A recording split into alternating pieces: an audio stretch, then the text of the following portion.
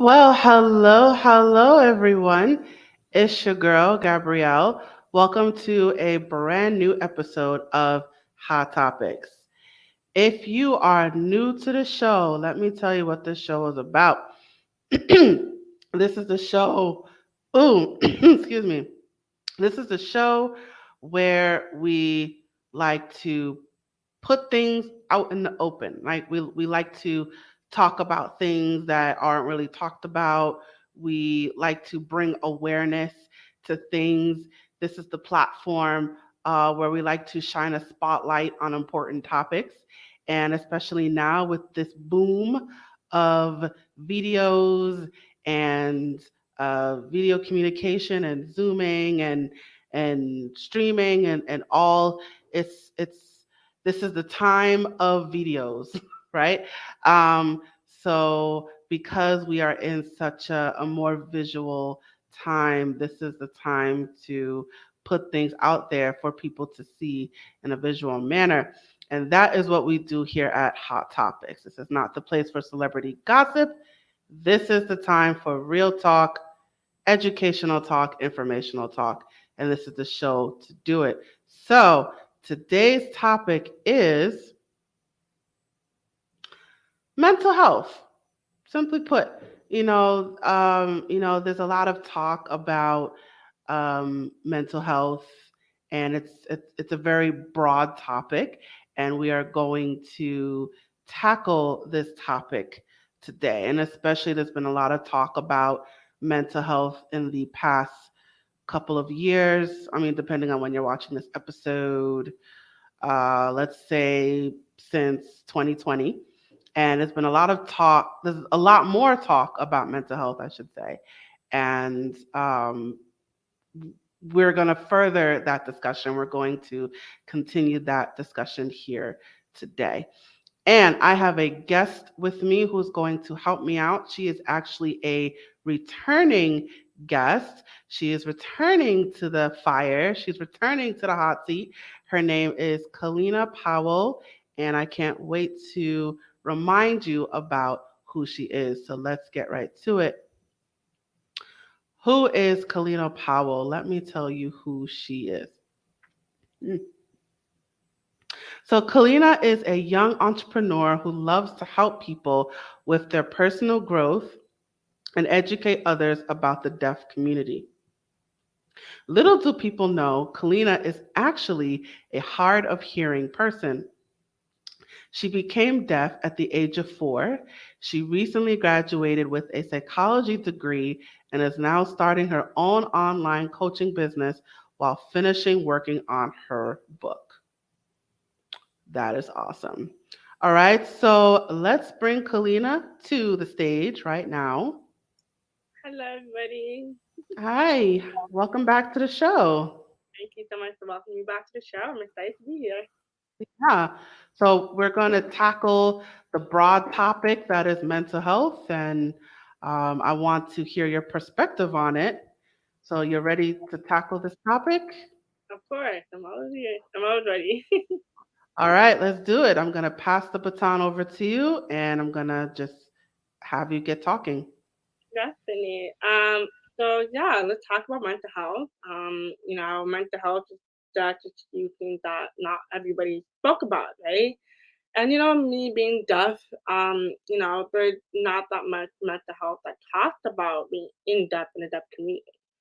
And not just the deaf community but also in the disability community. It's unfortunate that we don't really talk about it in my community, but also just to help myself too, because I did have challenges when I was growing up, because I actually developed anxiety, because I used to be so scared to talk to people who is hearing.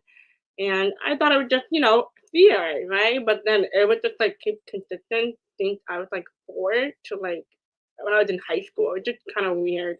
And my confidence was really, really low. Like I didn't know how to build a confidence, how to speak to people. And that's why I'm so passionate about mental health, because I had to be in the box, be in the dark, because I didn't want to upset other people or carry the baggage onto the next person. I did want it to be independent, teach myself how to be independent. So it's very hard. And that's why I love this topic because I do want to encourage people to speak up, ask for help when they need to. And I want people to know it's okay not to be okay. And mental health is not something that people do feel comfortable talking about. Like myself, I really never like talking about it because I would get embarrassed. And I want people to know that it's okay not to be okay.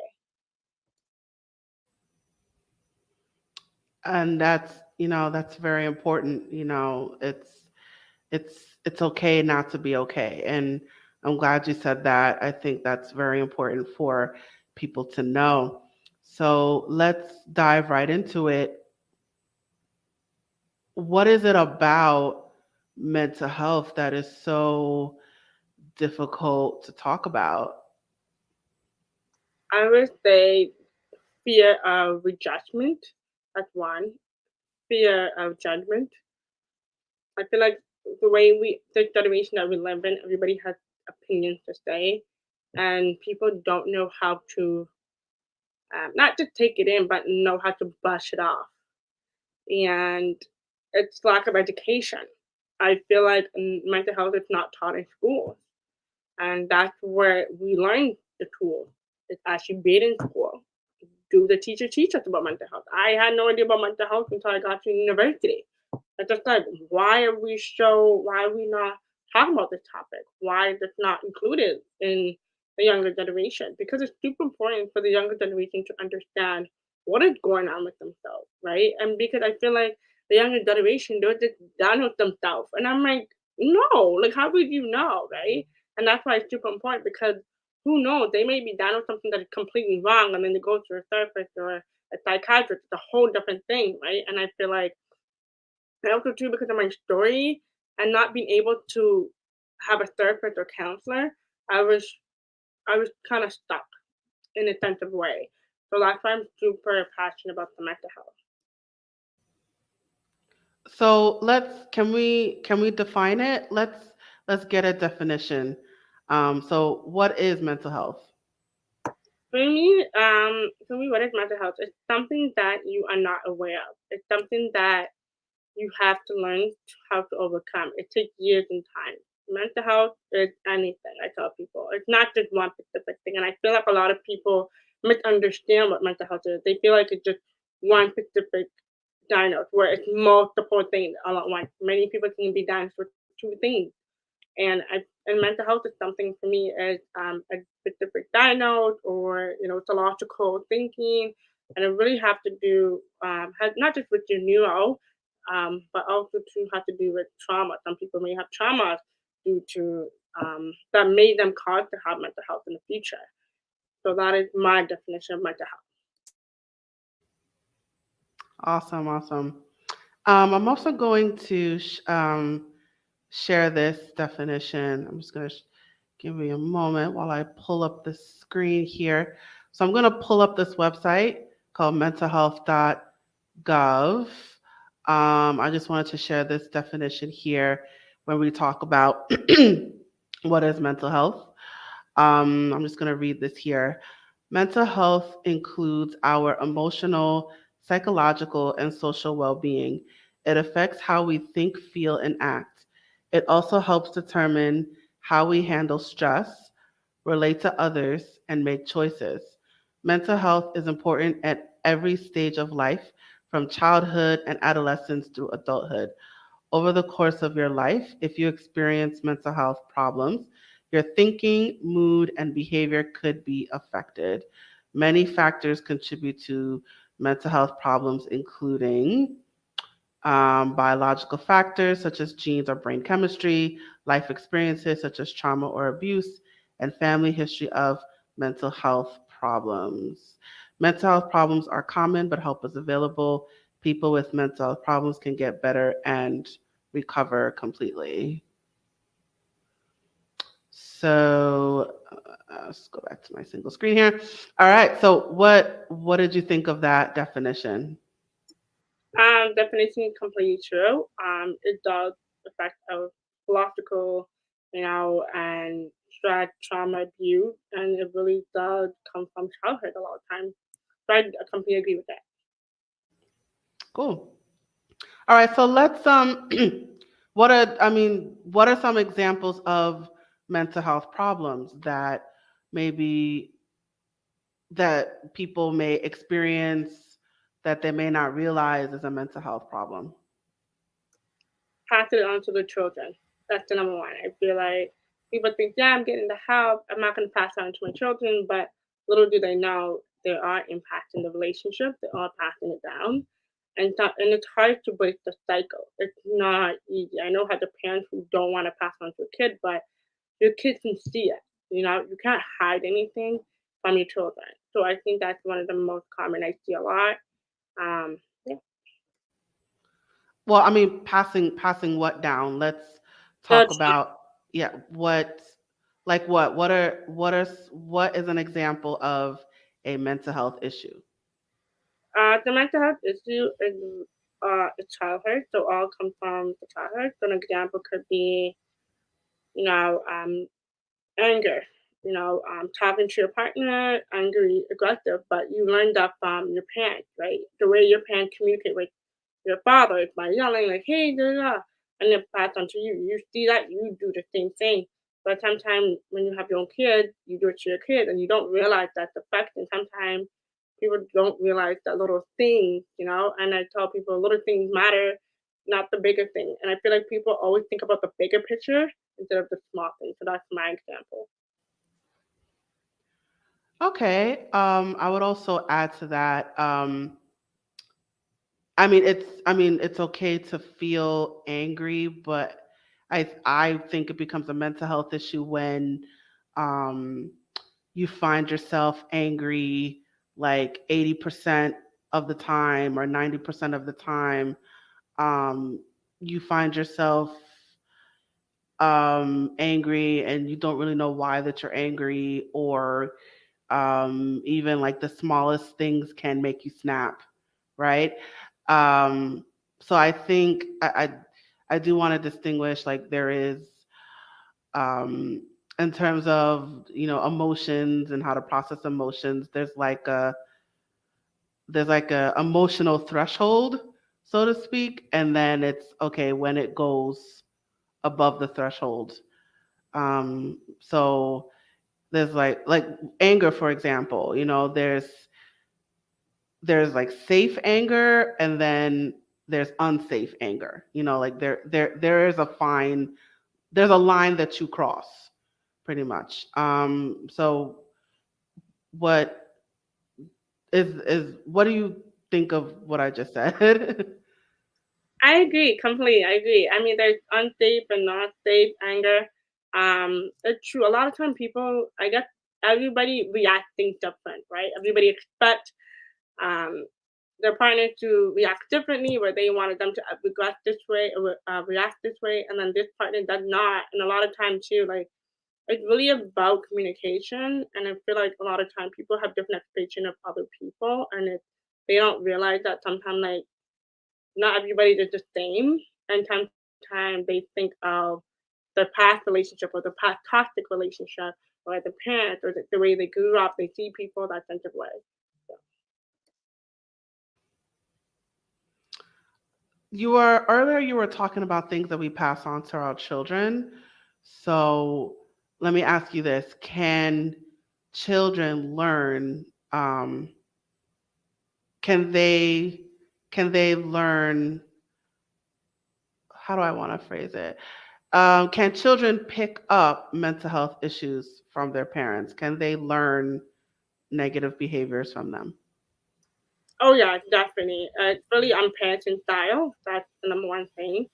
And a lot of parents, like, sorry, a lot of child, it does take time for them to pick it up, but they won't realize until they get into the teenagers, and they don't realize their behavior is like their parents. Like, for example, if your parents were very negative towards them, or the parenting style was different from the other kids, and that's a lot of times that's when they realize when they're in the school environment, they see things different. They're like, wait, I'm confused. My parents did this. My parents did that, and so they can there are chances of the child change the way their behavior is in certain environment. And like, for example, myself, I can be really different in certain environment versus how I am with my parents.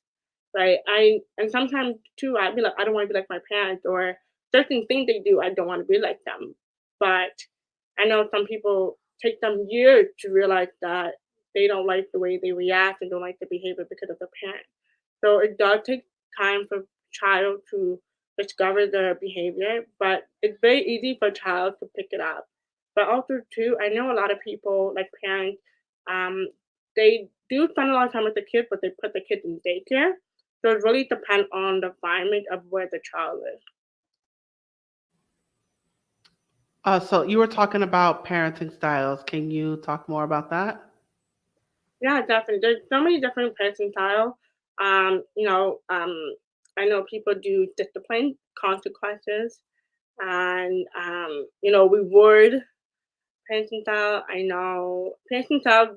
I feel like it's just a big little. It's in the middle. Some people talk about, it, some people don't talk about it. But parenting style is definitely a big major thing that a lot of parents need to be aware of, especially the way the generation is going. I know a lot of parents are not so open minded and having an open discussion with their child. I know a lot of child that don't feel comfortable speaking to their parents about certain topic because they feel like their parents won't understand where they come from. So, so it's very important if a parent want to make a good impact on the child, they should be open minded. So that is my idea of parenting style that can affect the child. So when you say kids may not be comfortable talking to parents about certain things like what? What is something that a child may not be comfortable talking to their parents about? They could their mental health. They may feel like their parents be like, "Oh, relax, you're just a kid." I hear that a lot. And the second thing is um, puberty, right? I know some may not feel comfortable. Some of them don't want to tell the parents that they got their period because their parents gonna assume that they're gonna have babies or have inappropriate conversation with that. I know a lot of child do that. And lastly, not every child wants to talk about sexuality, right? Not a lot of child feel comfortable coming out or even talk about, they're confused about their identity and how to identify themselves. So, You bring up an interesting point there about, I also think there are um, generational conflicts in that, um, a 14-year-old may feel a 14-year-old can be stressed out, and a 40-year-old may see that as, oh, you don't know stress. It's happened to me. I think it happened to me maybe like 10 years ago. I think I was like 24, and I posted on my Facebook page, like my Facebook post, like, oh, I'm so stressed out. And I think a 60-year-old that happened to follow me was like, she saw my post and she's like, you don't know stress. I'm stressed. So I think there's a generational conflict in that, the stresses of youth are minimized, are swept under the rug. They are seen as not important, not serious. Um, they're belittled, made very small, by older generations, because they only they feel that because they're older, oh, they're more stressed out than them, and that there's there's uh there's the idea that, oh, you're young, you don't know what stress is, you don't know what life is, you don't know what suffering is, you're young. And we there's a generational clash. And I think to your point, I think that when it comes to the older generations, we should understand that young people are stressed too, and maybe their stress may not be your stress, but it's still stress, and it's still worried, and it's still a worry for them. It is true, and I feel like too. I love how you brought up the Facebook comments. I feel like this generation they try to act older than they are, and I always keep telling them like it's okay to stress out, but don't compare yourself to older generation just because you're older. Like for example, myself, I'm not going to compare to myself to a 30-year-old who have more things in place than I do. I'm not going to do that. Why am I going to stress myself even more, right? And a lot of people, especially the generation is so different. People don't understand, especially the older generation. They they try their best to be open minded, but they have their own belief and value. Sometimes it's harder for a child to be open up to them about different things. And but yeah, that Facebook comments is so relatable. Yeah, so definitely, and I think no matter how old we are, I think we should always be open minded. Like me being 34, I have my niece who's 9 years old, my nephew who's 11, and if they seeing oh if they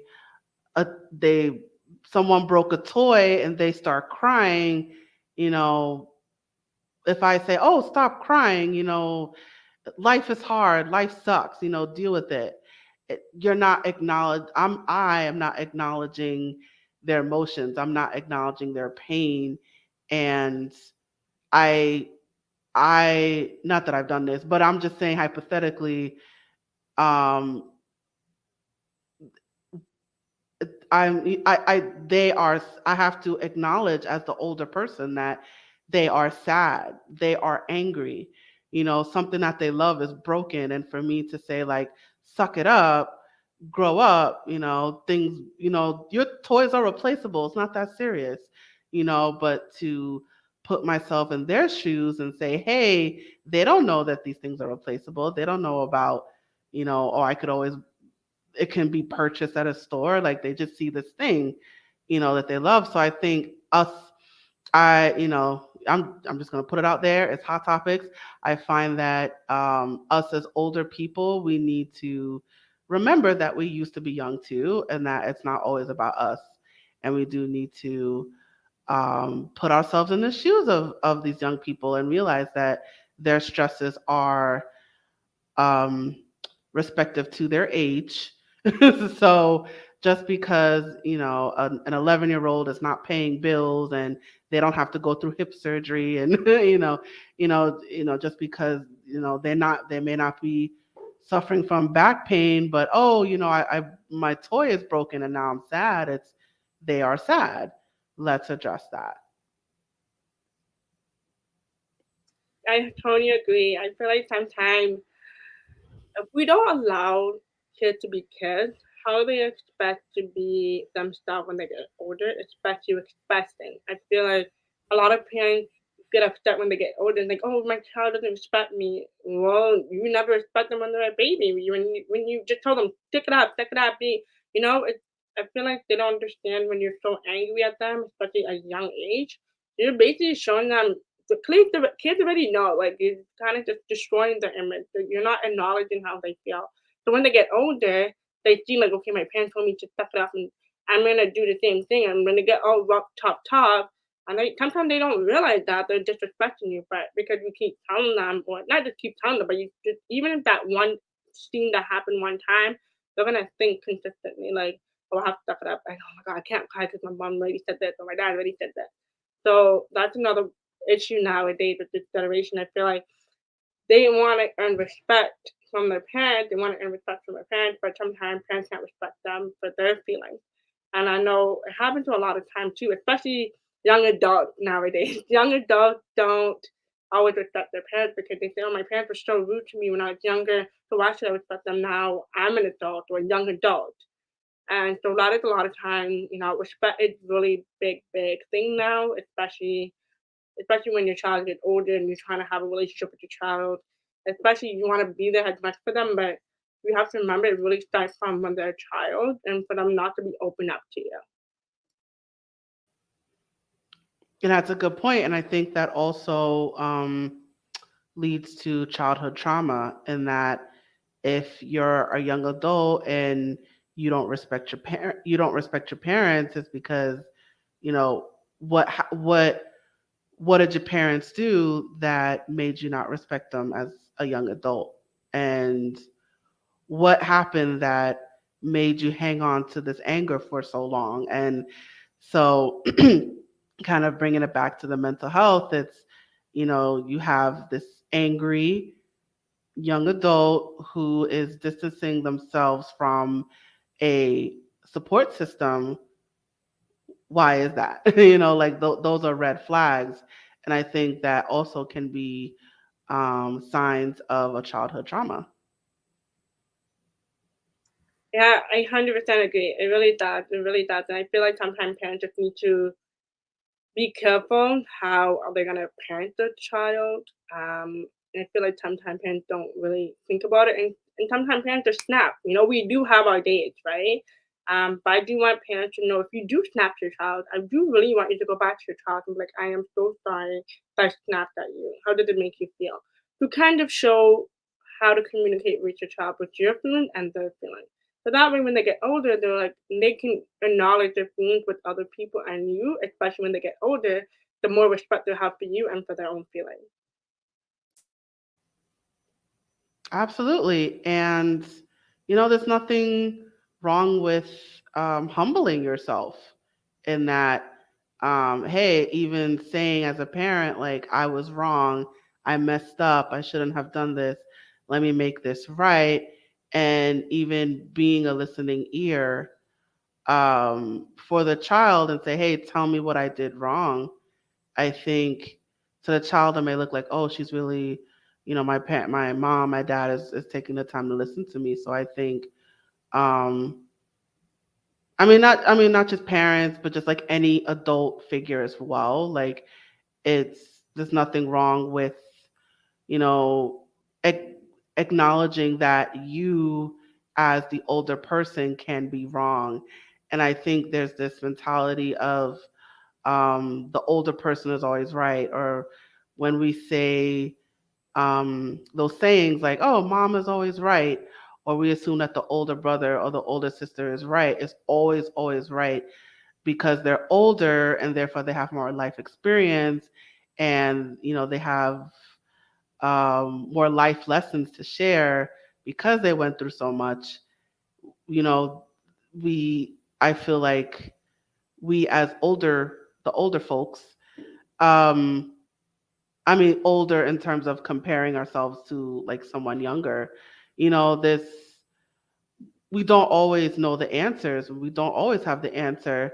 And just because we're older doesn't mean that we're right all the time. So I think um, being open to different ideas from someone that is younger than us, being open to change, humbling ourselves, acknowledging when we're wrong, owning up to what we did, I think that can um, be a door to improving mental health. I 100% agree. I feel like sometimes it's hard. I want people to know that it is hard to make a change. It really is, especially not just parents, but also older adults who have a child or even someone looking up to you. I don't always want you to think you're always right. I know a lot of younger generation. They'll be like, oh, but they did this and this. And I want people to understand not just older generation, but everyone in general. Not everybody advice you should always take it in. It does not mean they're always right. So just be really mindful who you get your advice from and who you are taking an opinion in. But like they always say, your parents will always be right. Sometimes they may not be right, sometimes they may not be. So So what about things like, I want to make sure you're the one talking more. um, so what about like counseling and therapy and all those things? Is there such thing as being too young for therapy? No, no, no. They're not that thing too young for therapy. I really hate that question. People always come to me like, Kalina, they're too young. Like, I don't. I'm like, they're child therapist, they're child psychologist. That's why it's the child in the first part, right? So no kid is too young to get therapy. You said that you hated the question. Tell me more about that. So like I know every not everybody comes from a really great positive lifestyle environment, like not everybody comes from that.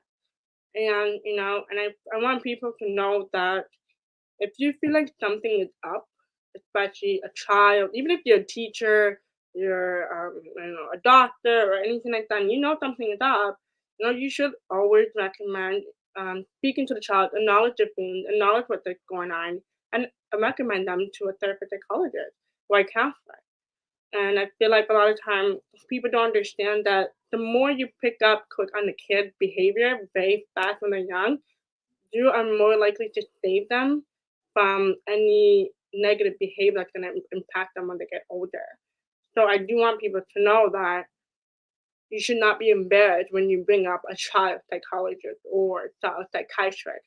They're the reason why they're going to school. It's because they're studying child development to within their career. So I do want people to really do trust the child psychologist, child counselor, child youth worker, or anything like that. But it's very important that we do keep in mind open based on the child's behavior to see what's going on because the child is basically our next generation. Do you not want the next generation to have an impact on the world? Hmm. And I think you bring up another good point. I'm trying to remember what that point was. What was my point? Okay, I think I forgot my point. But I definitely with um what was my point? I'm so sorry. I forgot my point. But um oh yes, I think I remember it now. So I think to kind of add to like the hesitation to sending the children to therapy, it could also be I think it's also um the fear that they think something is wrong with their child.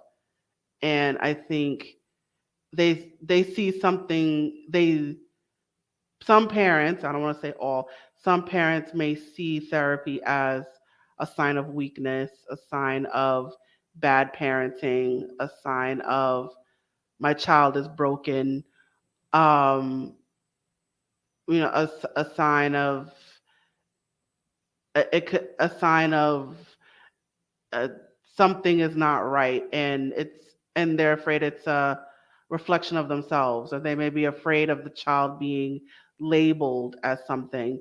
And I find that more so in um, communities of color, non-white communities. I also see that as well.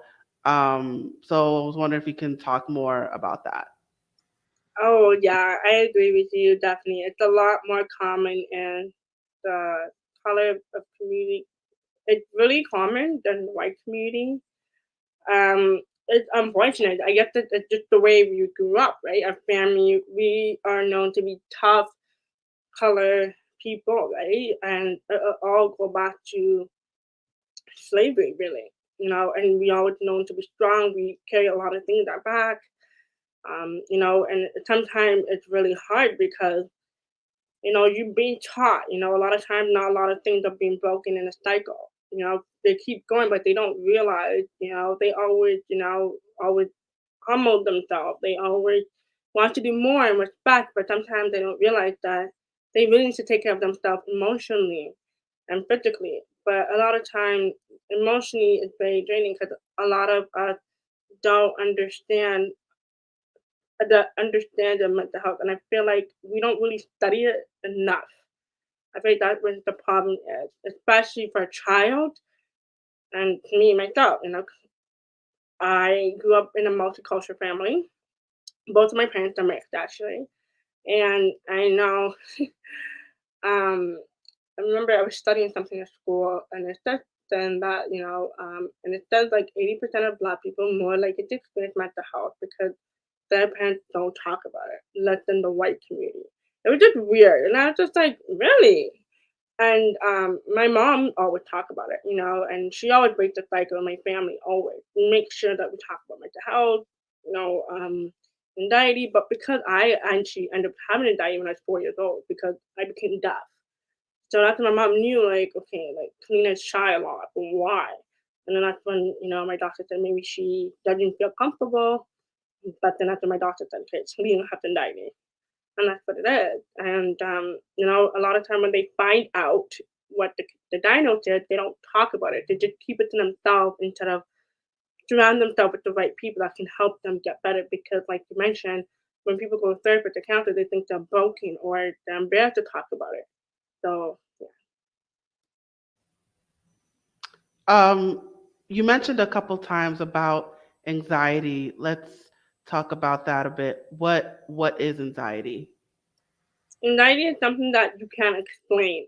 It's the fear and your philosophical thinking of it's like really like it's in your brain, and it's just something that come up very quick, and you just like wait, and you freeze for a second, and you don't realize why it's happening, and you can't prevent it from happening. And everybody can explain anxiety different ways. I know everybody explains it very different, but that's how I would explain it in the short form. I don't like explain it so much, but it's something that you have no control. It's something that triggers in your brain. It's in your brain, and you have no control. You're like, wait, oh my God, it's happening. Your hands start to shake. You're out of breath. You can't see things. You're frozen. For me, I honestly have my hands shake a lot. I'm like, oh my God, oh my God. Sometimes you have no control over it. So that's my definition of anxiety. Oh, awesome. I will add into that, but well, not but I will add to that as well that anxiety is also a constant fear, a constant worry, a constant feeling of dread and hopelessness and misery. And again, I was talking earlier about like safe fear, like being looking both ways when you cross the street, right? That's technically anxiety because you don't want to get hit by a car, and so you're scared about being hit by a car and like being injured or dying. That's safe fear, and then there's the unsafe fear, which is, you know, you're you're worried all the time about being hit by a car like 24/7. You can't stop thinking about it. It keeps you up at night. The constant body shaking, like you were talking about, like it's overpowering. It's constant. It just keeps going and going and going. Yeah, I 100% agree. And some people, don't realize until like, oh my God, wait, something's wrong with me after. And I do want to tell people if you do notice that in your body, like, do some research. Just really follow your gut. And I feel like a lot of people don't do that because they are afraid of the truth. So always do that. And what is it? What is the truth? The truth is believe in yourself that you need to find something out for yourself. And I feel like people are scared to find out the truth about themselves, especially when they find out they are having a specific diagnosis. They're like, no, I'm not diagnosed with this. No, I'm diagnosed with this. And then you're just, it's the truth. But I know a lot of people know the body more than anybody else. And I tell people, just always be open minded with your diagnosis. If you specific think that it's this one and not this one, just keep your mind open. Always talk to your doctor. Always, always, always. Your doctor is your best friend. I know a lot of people don't always have a great relationship with their doctors because they feel like the doctor treating them disrespectfully or not respecting the tradition. And that's a lot of time. It's always happened a lot in the mental health field. And there's also the fear of going to doctors, period. I think I find this more so in communities of color, the non white communities. There's also a fear of going to doctors in the first place because of illegal testing. I'm thinking about like the Tuskegee experiment. being injected with drugs that they don't know about. There's also racial bias in terms of medical treatments. So there's that constant fear about doctors going to doctors in the first place because they feel they may be treated with um, subpar medical treatment because of their race, because of their skin color, or they might be experimented on by the powers that be because of their skin color. I can totally relate to that because my dad do not go to doctors because he always reads so many things on the news article about all the doctors secretly did experiments on his patient and he didn't know that and the doctor there's so many things that's going on and I everybody has the right to be concerned of going to the doctor because there's a lot more health condition in the color of community. Because it's true, we do have a higher risk of health issues than white community. And it's unfortunate, but I tell a lot of black, color community to be really conscious what they put in themselves. And also to keep a copy of the record. And I know a lot of people don't keep a copy of the record. My dad probably doesn't even have his record with him, and I'm like, this is probably why you're getting wonder why you're getting sick because they can't keep up with their stuff because you don't have them with you. So I always tell people if you can't keep up with your record, get a family doctor that you can trust. That's my suggestion. Absolutely, absolutely. And I think is there may be that when we're talking about anxiety earlier, there's a constant fear and a constant worry, and I find that more so in um, with people of color. I think more so, the most so with Black people, and I'm sure like um, Latinos, they have their own worries. When it comes to like immigration, for example, or people in the Asian community. Well, the North Asian community, they have their own worries in terms of what's going on now with the coronavirus and the way people are treating them. And then we have the South Asian community, um, with the Indian communities and their constant worry of being discriminated against and because of people, think of like 9/11. Um, so, so I think when it comes to people of color, and when I say people of color, I mean non-white. I'm looping them all together. I think uh, there's always this constant fear and this constant anxiety, and maybe I would say there might be a racial anxiety um, that happens to be in different races and ethnicities because of how they were treated in the past, how they're being treated now, how they are treated compared to their white counterparts. Do you think that's true that there's a racial anxiety? Yeah, I 100% agree. I feel like because there's very low black doctors, Latino doctors, and that could be another part of the reason why they're so afraid to go to the doctors because they can't find their own culture rate doctors that they can rely on where there's so much more white doctors. So that could be another reason why too. There's a lot that goes into this, but we do not have the time. So we may have to do a part two of this discussion. So I'm going to start winding this down now. So, do you have any final words of wisdom that you would like to share with our audience? I just want to say that, do not be afraid of asking for help, even though you think nothing is wrong with you. Mm, You are just the way you are. You are fine just the way you are. You may be different from different people, but that does not mean you are different. God made you the way you are, your own unique way. Keep it that way. Do not let anybody tell you different. Beautiful. Thank you so much, Kalina. Thank you so much for this discussion. This is very one of the most interesting discussions I've had. So we may have to do this again. All right. So let me put up your banner. So you guys, Kalina is all over social media. She is on Facebook and Twitter and Instagram.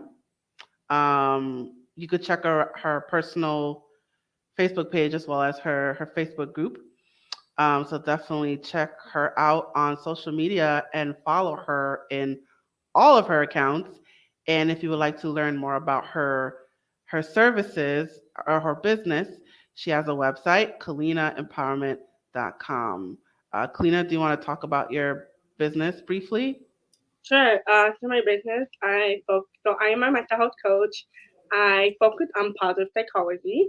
So what I mean by that is I focus on your present and look at your goals. So we will focus on what you need to improve on today. I will not be looking at your trauma or anything in your past.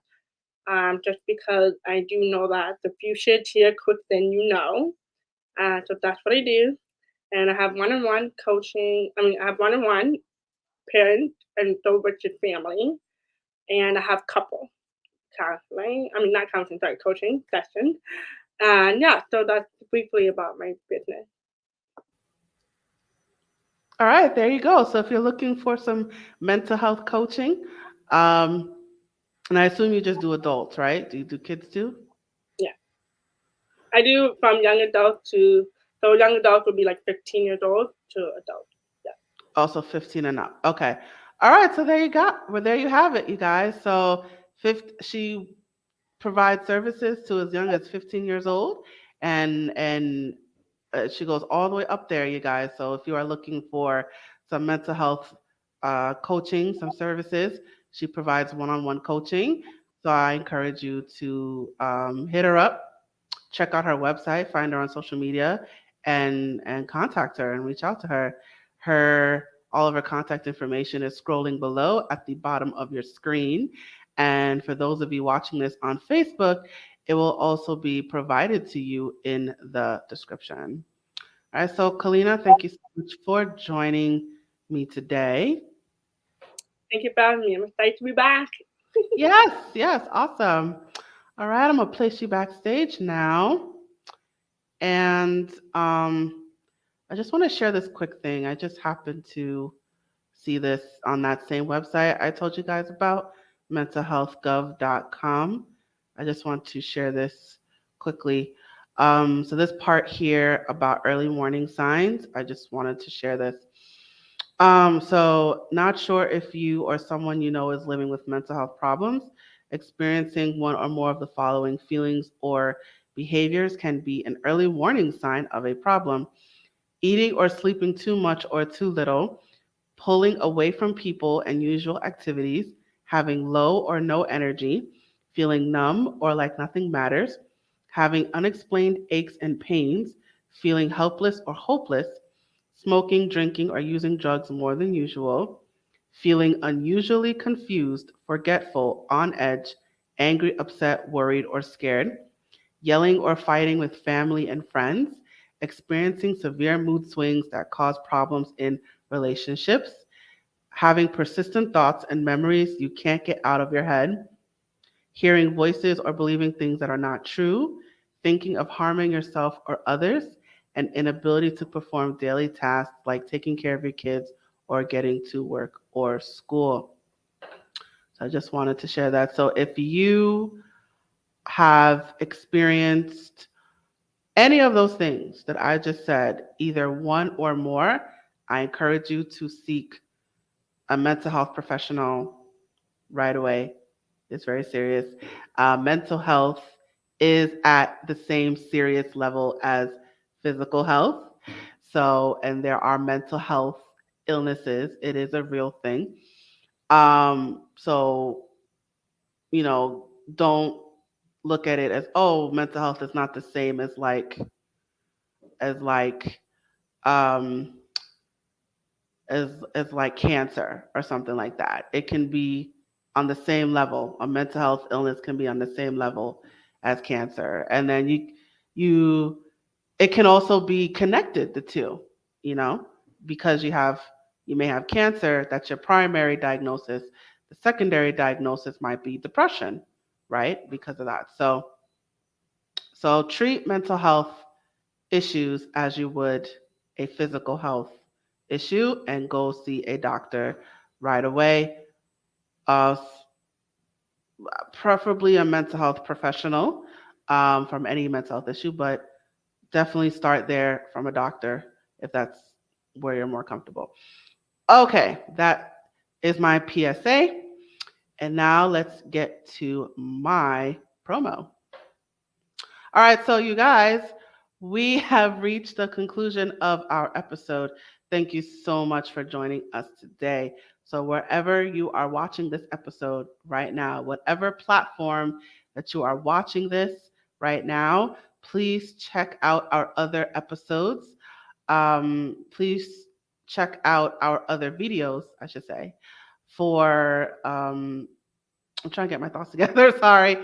Please check out our social media for more videos and clips. And don't forget to follow us. Follow us, like us, subscribe to us, whatever the button is, press the button. Press that button right now. And let us know what you thought about this episode by leaving a comment in the comment section below or in the comment thread. I would love to hear your thoughts about this episode. And as a reminder, this web series is a production of A Step Ahead Tutoring Services. So if you would like to learn more about our company, the things we have to offer, if you're looking for tutoring for yourself or for your child or for your family member or for a friend, please hit us up. Our contact information is scrolling below right now, but I will say our website is www.astepaheadtutoringservices.com. And I also encourage you to sign up for our email list and our texting list. You will receive exclusive access to our discounts, our promotions, and our special offers and our special events. So I encourage you to sign up for our email list and our texting list. That information is also scrolling below in the scrolling marquee here. And for those of you watching this on Facebook, it is also in the description. And I'm just going to share this final message before we close for the day. Hey there, have you heard of us? We're a small team of tutors here at A Step Ahead Tutoring Services. We believe that education and information should be accessible to everyone, regardless of income, race, or creed. We're dedicated to making this happen, but we need your help. Please consider making a donation to our company. No amount is too small. Your donation will allow us tutors to remain employed, offer free and low-cost services, put on productions like this web series, and reach out to families nationwide. With your help, we can tackle the academic challenges of our students and the emotional, mental, and behavioral changes that result from these challenges. As a bonus, we can improve our communities in the process. Support us today. Note: we're a for-profit company. We're not a charity. Your donation may not be tax deductible. Please consult a tax professional.